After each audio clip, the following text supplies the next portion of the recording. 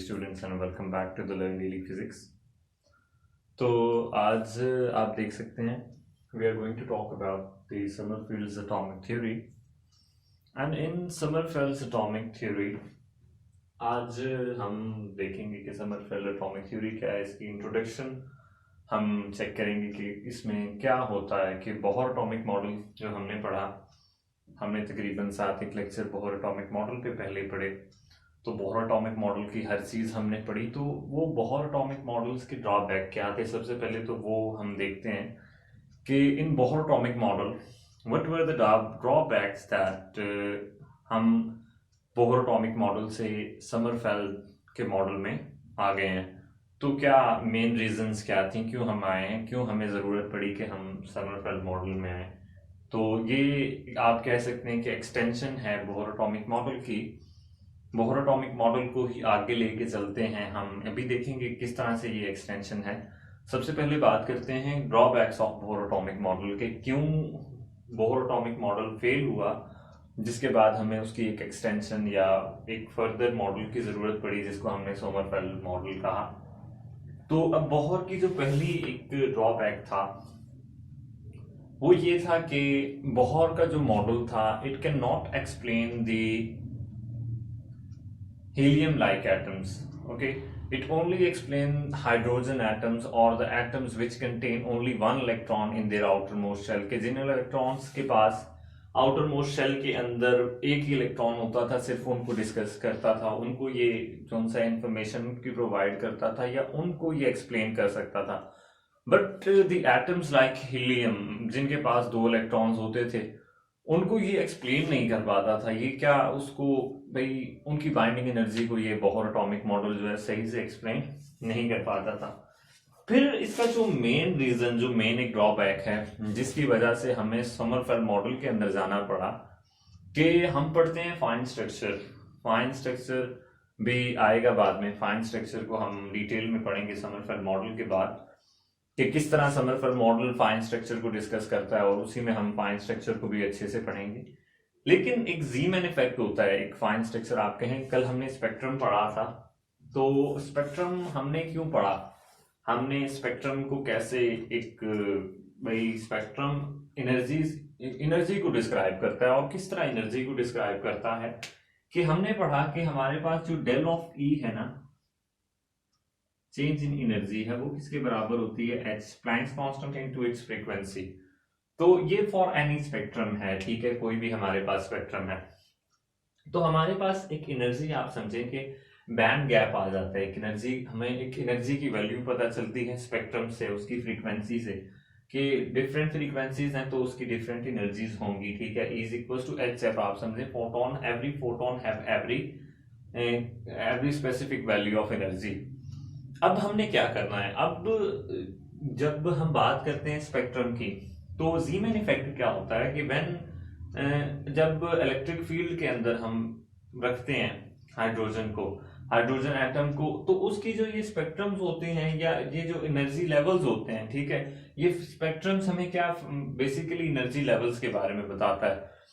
तो वो क्या बोहर के अंदर जो सा है वो स्पेक्ट्रम आपने देखा होगा, तो उसकी जो फर्दर स्प्लिटिंग ज़ीमैन इफेक्ट के अंदर हो जाती है कि फर्दर स्प्लिटिंग इन ज़ीमैन इफेक्ट के, जब हाइड्रोजन दी ज़ीमैन इफेक्ट क्या होता है कि ज़ीमैन इफेक्ट ये होता है कि जब आप हाइड्रोजन एटम को आप कहें कि इलेक्ट्रिक फील्ड के अंदर रखते हैं, तो उसकी जो एनर्जी लेवल्स होते हैं वो सब डिवाइड हो जाते हैं। जब वो सब डिवाइड होते हैं कि फॉर एग्जांपल एक एनर्जी लेवल है आपके पास, let's say that we have an energy level 1। तो जब इसको हम electric field, magnetic field, Zeeman effect के अंदर मैग्नेटिक फील्ड होती है, तो जब मैग्नेटिक फील्ड के अंदर रखते हैं तो ये समझे 1s 1p और 1q के अंदर डिस्टिंग्विश हो जाता है। For example I am trying to make you understand that how Zeeman effect works. तो ये जो उसकी फर्दर स्प्लिटिंग हुई है, इसके बारे में बहुत कुछ भी नहीं बताता, बहुत को पता ही नहीं है कि ये फर्दर स्प्लिटिंग स्टार्क इफेक्ट में या ये ज़ीमैन इफेक्ट में कैसे होती है, ठीक है। तो ये एक ड्रॉबैक, बहुत बड़ा ड्रॉबैक है जो Bohr atomic theory cannot describe. So the next thing, but Bohr cannot describe, Bohr does not tell us about the sub energy levels like S, P, D, F. ठीक है, हमें पता है कि सब एनर्जी लेवल्स भी होते हैं, वो S energy level, P energy level, S, p, d, F. Bohr can not explain this सब एनर्जी लेवल्स के. बोहर थ्योरी हमने पढ़ी, सारी पढ़ी हमने, हर एक चीज बोहर थ्योरी की हमने पीछे लेक्चर्स के अंदर पढ़ी. हमने कहीं पे नहीं देखा कि बोहर ने कहा हो कि ये S energy level, P energy level और डी एनर्जी लेवल. बोहर ने सिर्फ प्रिंसिपल क्वांटम नंबर की बात की, एन. ठीक है, और उसके अंदर भी उसने एक ही डिपेंडेंस दी, आर रेडियल डिपेंडेंस. तो जो कि समरफेल्ड के मुताबिक जो जरूरी भाई, जो हमारे पास रिक्वायरमेंट पूरी नहीं कर रहा. उसने कहा कि एक रेडियल कंपोनेंट सिर्फ जो है वो एक एटम को डिस्क्राइब करने के लिए काफी नहीं है, हमें और कंपोनेंट भी चाहिए होगा. और वो 1 डिग्री ऑफ फ्रीडम से 2 डिग्री ऑफ फ्रीडम में गया. तो कैसे गया, हम लिखते हैं सबसे समरफेल्ड थ्योरी के मेन पॉइंट्स लिखते हैं, वहां पे देखते हैं कि किस तरह समरफेल्ड मॉडल क्या है. आज हम इसकी इंट्रोडक्शन ही पढ़ेंगे, क्योंकि जब हम समझ लेंगे कि what Sommerfeld model is, then it will be easy to calculate the calculations for this model. So चलते हैं अपने मॉडल की मेन फीचर्स की तरफ. तो देखते हैं कि मेन फीचर्स क्या हैं. तो सबसे पहले तो हम लिखते हैं कि बोहर के पास क्या था. Bohr had used only one quantum number, only one quantum number, कि उसने सिर्फ n को कहा था. और जब हम समरफेल्ड की बात करते हैं तो उसके अंदर ऑर्बिटल क्वांटम नंबर भी है और एजीमुथल क्वांटम नंबर भी है. 2 क्वांटम नंबर हैं हमारे पास. जबकि बोहर एटॉमिक के अंदर उसने एक ही n प्रिंसिपल क्वांटम नंबर को, एक ही n को बताया. लेकिन इसके अंदर जो n होगा समरफेल्ड के अंदर, वो हम फर्दर जाके पढ़ेंगे. लेकिन पहले आपको बता देता हूं कि वो क्या होगा, ताकि आपको थोड़ा सा डाउट क्लियर हो जाए. कि वो n होगा nr plus n of r, this r is in the subscript, and n of r plus k.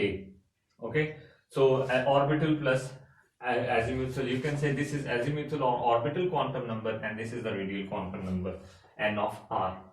So जब समरफेल्ड आता है तो उसमें 2 क्वांटम नंबर होते हैं, जो बोहर के अंदर था सिर्फ 1 क्वांटम नंबर था.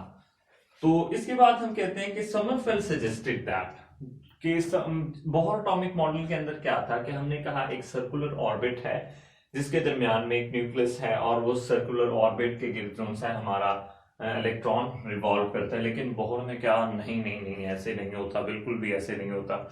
कि हमारे पास एटम जो है, जिस तरह आप समझें कि 2 मॉडल्स होते हैं. तो मेरी अपनी एक सोच है कि ये जो साइंसदान होते हैं ना, जो साइंटिस्ट होते हैं, ये एक दूसरे की चीजें देखते हैं. कि ये देख लेते हैं कि जैसे न्यूटन ने कहा कि atoms are revolving, F is equals to K G M1 M2 over R.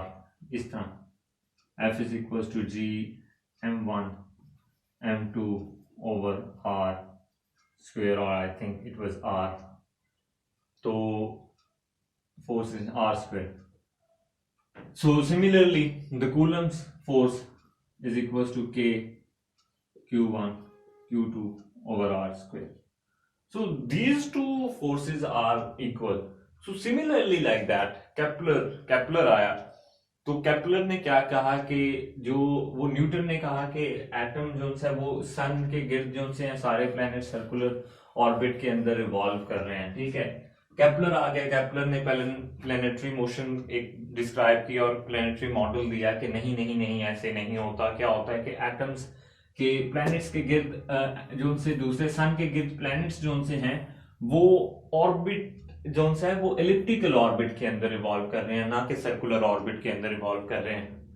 तो मैं एक एनालॉजी इस तरह लेता हूं कि हो सकता है समरफेल्ड ने भी वहीं से बात, हो सकता है समरफेल्ड पहले आया, लेकिन समरफेल्ड ने वहीं से बात उठाई. नहीं, एटम जिस तरह एक सर्कुलर ऑर्बिट में, जिस तरह पहले प्लैनेट सर्कुलर ऑर्बिट से उसने केपलर ने बताया कि ऑर्बिट जो से ऑर्बिट एलिप्टिकल है, इसी तरह समरफेल्ड ने कहा नहीं भी बोहर साहब आपकी ये बात दुरुस्त नहीं है, हम इसको नहीं मानते, we are not going to agree with you कि आप इन चीज़ों को डिस्क्राइब नहीं कर रहे हो। और उसने कहा कि चलें हो सकता है, मैं एक अपनी एनालॉजी दे रहा हूँ कि उसने कहा चलें एलिप्टिकल करके देखते हैं। फिर उसने एलिप्टिकल किया, उसको रिजल्ट्स मिले, उसने सब energy levels s p d f को डिस्क्राइब किया और उसने कहा हाँ ये मेरी थ्योरी है, this is my theory and this is Sommerfeld atomic theory. तो हो सकता है कि साइंटिस्ट जो हैं वो एक दूसरे को देख के तो करते हैं, और ये ठीक भी, चीज भी ठीक है, क्योंकि नेचर हमें अलाउ करती है सिमेट्री, नेचर के अंदर सिमेट्री है जिस सिमेट्री का साइंटिस्ट इस्तेमाल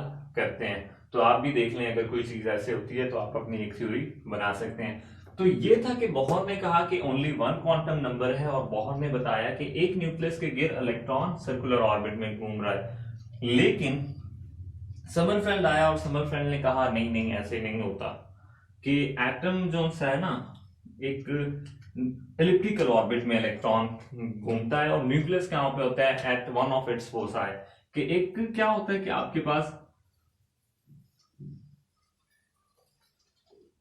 समझे this is an elliptical orbit and these two are foci, ठीक है। तो अब न्यूक्लियस क्या होगा, nucleus will be at one of its foci, कि या एक इधर होगा, एक इस फोकस पे होगा या इस पे होगा। तो समझे न्यूक्लियस कहां पे है, यहां पे है, फिल वक्त न्यूक्लियस किधर है, इधर है। तो समरफेल्ड सजेस्टेड दैट, हम लिखते हैं कि समरफेल्ड suggested that orbits are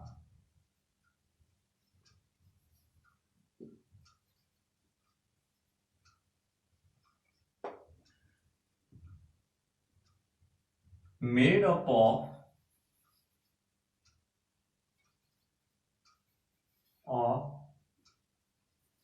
सब एनर्जी लेवल्स, ठीक है। और समरफेल्ड इन सब एनर्जी लेवल्स को डिस्क्राइब भी करता है, कैसे करता है ये हमने फाइंड आउट करना है।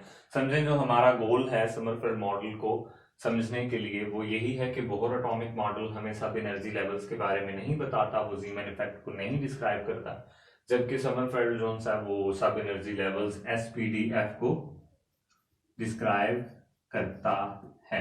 कैसे करता है, हमने वही चीज अब समझनी है। हमने अपने जो समरफेल्ड के जितने हमारे लेक्चर्स होंगे 3 से 4, उसके अंदर हम एक एक चीज करके समझेंगे, ताकि हमारा एवरी कंसेप्ट जो है इसका वो क्लियर हो जाए। और जब इसने बताया कि ये एक एलिप्टिकल ऑर्बिट में घूमता है, तो अब आप देखें एलिप्टिकल ऑर्बिट के अंदर दो, आपका पहले क्या था कि एक समझें तो सर्कुलर ऑर्बिट के अंदर एक सर्कुलर ऑर्बिट है, ठीक है, ये यूं यस। तो यहां पे समझे एक सर्कुलर ऑर्बिट के अंदर ये आर है, ठीक है। सर्कुलर ऑर्बिट क्या होता है, एलिप्टिकल जो होती है उसके अंदर क्या होता है कि आपके पास दो होते हैं, समझे यहां पे, और मैं यहां पे ड्राइव करता हूं, एक डिस्क्राइब करता हूं। तो एक होता है ए मेजर एक्सिस, एक होता है बी माइनर एक्सिस, ठीक है। मेजर एक्सिस और माइनर एक्सिस, माइनर एक्सिस जो हॉरिजॉन्टल वाला वो vertical, and horizontal we take is a. तो इलिप्टिकल मोशन आपको कोनिक सेक्शन थोड़ा सा इसके लिए रिवाइज करना पड़ेगा। अब ऑर्बिट के अंदर क्या होता है समझें, फॉर एग्जांपल कि यहां पे जो एक एलिप्टिकल जो शेप होती है वो रेडियस के वो सर्कुलर कब हो जाती है कि जब इसका ए, समझें ये ए और बी आपस में बराबर हो गया। जब ए और बी बराबर हो गया इसका मतलब ये दोनों फोकस जो हैं वो एक हो गए, ए बी आपस में बराबर, ए बी जब बराबर तो वो समझें ए बी बराबर और वो आर के बराबर हो गया और वो रेडियस बन गया, ठीक है। तो अब उसने क्या कहा कि हमारे पास ये रेडियस जो था ये कांस्टेंट था, बोहर के लिए ये रेडियस कांस्टेंट था कि आर कांस्टेंट वैल्यू है, लेकिन उसने कहा कि एक रिलेटिविस्टिक उसने मॉडल दिया कि यहाँ पे कोई रिलेटिविस्टिक इफेक्ट की बात नहीं थी बोहर के अंदर। जबकि समरफेल्ड के अंदर अगर आप देखें तो मैं यहां से रेडियस आर ड्रॉ करता हूं, समझे यहाँ पे, ठीक है, मैंने यहाँ पे एक रेडियस आर ड्रॉ किया। अब क्या है कि यहां से इस पॉइंट तक रेडियस कुछ और है। अगर मैं यहां पे देखूं थीटा भी एंगल एक थीटा है, ठीक है, यहां पे अगर मैं ड्रॉ करता हूं तो थीटा सिर्फ चेंज होगा, जबकि रेडियस यहां पे भी वही रहेगा, यहां पे भी रेडियस वही रहेगा, एंगल चेंज हो रहा है लेकिन रेडियस क्या है, वही रह रहा है। यहां पे क्या होगा कि हमारे पास यहां पे सिर्फ थीटा एक डिग्री ऑफ फ्रीडम है कि चेंजिंग जो है वो थीटा है। रेडियस में हमारा कंस्ट्रेंट लगा हुआ है कि रेडियस चेंज नहीं हो रहा, रेडियस वही है, सर्कल जो उनसे हमारा वो एक सेम रेडियस का है, वो एक सेम ऑर्बिट के अंदर मूव कर रहा है। लेकिन इलिप्टिकल के अंदर केस क्या होता है कि इलिप्टिकल के अंदर अगर आप देखें तो रेडियस यहां से यहां तक कुछ और है, यहां से यहां आएंगे तो रेडियस छोटा हो जाएगा। अगर मैं यहां से मूव करता हूं फॉर एग्जांपल यहां पे, तो ये ब्लैक वाली जो लाइन आपको नजर आ रही है ये थोड़ी सी बड़ी है, ये रेडियस बड़ा होगा। जैसे यहाँ आते जाएंगे रेडियस कम होता जाएगा, होता होता फिर यहां से बड़ा होते होते, तो अब हमारा रेडियस भी चेंज हो रहा है और थीटा भी चेंज हो रहा है, ठीक है। तो ये चीज हमने समझनी है कि जब हम बात करते हैं समरफेल्ड मॉडल के अंदर, सो इन समरफेल्ड model the instantaneous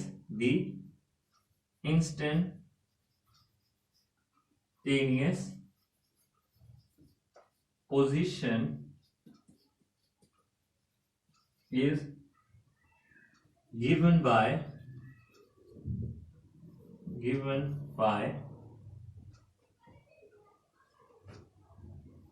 r and theta, that r is changing and theta is also changing के r भी बदल रहा है और थीटा भी बदल रहा है। तो क्यों इंस्टेंटेनियस पोजीशन, यहां पे हम ये भी देखेंगे कि इसका रेडियस क्या है, क्योंकि रेडियस भी चेंज हो रहा है और एंगल थीटा भी चेंज हो रहा है हर पॉइंट के ऊपर। तो उम्मीद है आपको ये पॉइंट भी क्लियर हो गया होगा कि जब आपको एक एक पॉइंट क्लियर हो जाएगा तो तब हमें आगे जाने में आसानी होगी, हम आगे अच्छे से फिर समरफेल्ड की मॉडल की जो कैलकुलेशंस हैं उनको अच्छे से समझ पाएंगे। तो हर एक स्टेप को मिस मत कीजिएगा, देखिएगा। तो r जो है हमारे पास वो क्या है, हम कहते हैं r इज रेडियल कंपोनेंट और द रेडियल डिस्टेंस भी से radial displacement and theta is equals to angular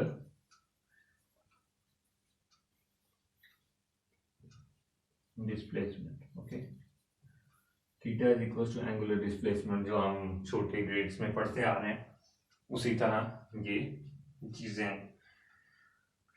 तो इसको आप एजिमुथल डिस्टेंस लिख लें, क्योंकि बहुत सी बुक्स ने जो सा इसको एजिमुथल डिस्प्लेसमेंट भी कहा हुआ है, एजिमुथल। तो ठीक है। तो अब वो उम्मीद है आपको ये पॉइंट क्लियर हो गया होगा। चलते हैं अगले पॉइंट की तरफ कि 2 डिग्रीज ऑफ फ्रीडम किस तरह है, वो आपको पॉइंट समझे मैंने पहले से समझा दिया है। सो इन समरफेल्ड model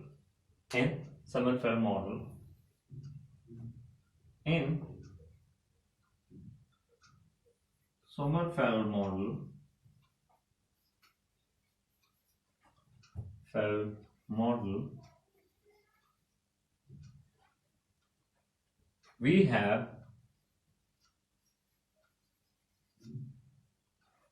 2 degrees of freedom।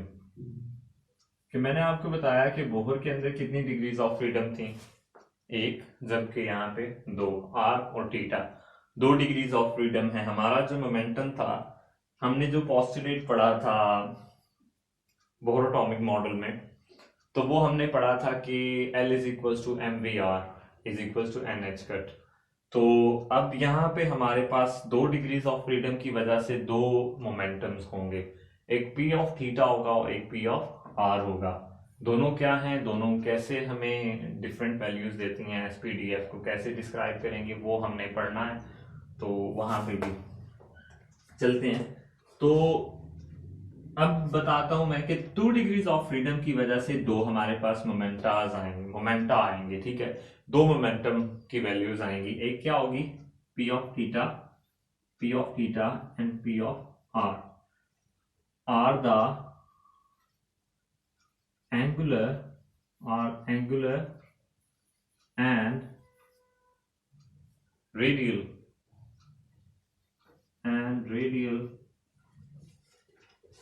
momenta of electron,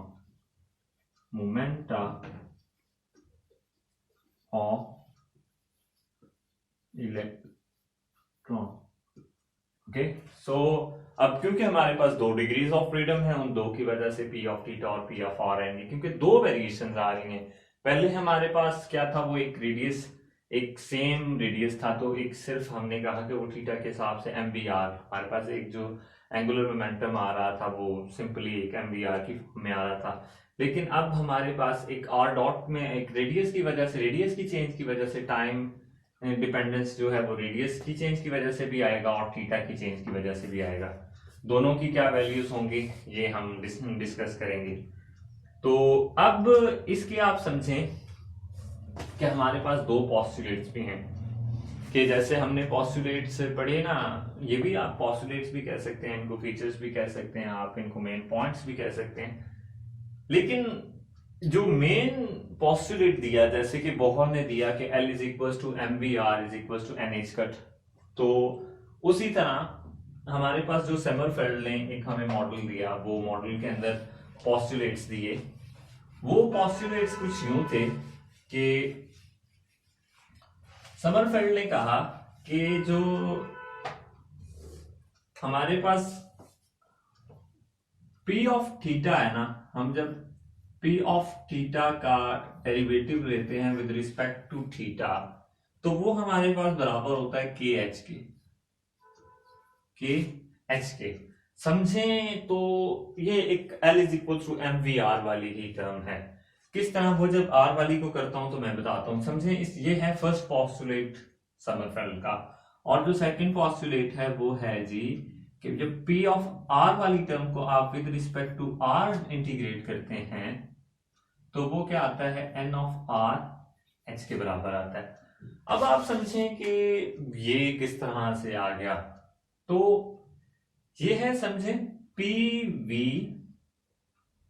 क्या होता है MV, R को आप इसको कर दें तो ये MVR is equal to NH cut वाला एक किस्म का आपके पास बोहर्स वाला पोस्टुलेट दोबारा से रिपीट होता है, वो दोबारा से आप उसको गेन कर लेते हैं, तो इसको हम गेन भी करेंगे, ठीक है। तो ये सारे जितने हमने पॉइंट्स पढ़े हैं हम इनको फर्दर प्रूव भी करेंगे, और हम कहते हैं कि where NR and KR the radial and azimuthal quantum number. आप कह रहे होंगे कि मैं हर बात आगे कहता हूं कि आगे अगले लेक्चर में या आगे पढ़ेंगे, क्योंकि इनकी एक मैथमेटिकल प्रूव है, इनको मैथमेटिकली हमने प्रूव करना है, जो बात हमने लिखी है उसको मैथमेटिकल प्रूव करना है। वो मैथमेटिकल प्रूव जब तक हम हर स्टेप से चलेंगे नहीं और एंड में प्रूव नहीं करेंगे वो आपको समझ में नहीं आएगा। तो ये azimuthal, radial and azimuthal quantum number हैं। यहाँ पे हमारे पास जो है वो K 0 नहीं हो सकता, K here cannot equal to 0. It could be 1, 2, 3, 1, 2, 3, 4. ये क्यों नहीं जीरो हो सकता, इसका भी प्रूफ है, हम जाके एंड में प्रूफ करेंगे और हम बताएंगे कि अगर के जीरो हो जाता है तो वो रेडियल हमारा एलिप्टिकल ऑर्बिट ही नहीं रहता, वो एक स्ट्रेट लाइन बन जाती है। वो कैसे बनती है, वो प्रूफ के अंदर फिर से हम नेक्स्ट लेक्चर के अंदर मैं आपको समरफेल्ड मॉडल की बताऊंगा। जबकि एन ऑफ आर जो है हमारा वो क्या होगा, वो जीरो हो सकता है, वो 0 1 2 3 कुछ भी हो सकता है, 0 1 2 3 4 एंड सो ऑन, ये भी सो ऑन आगे तक चलेगा।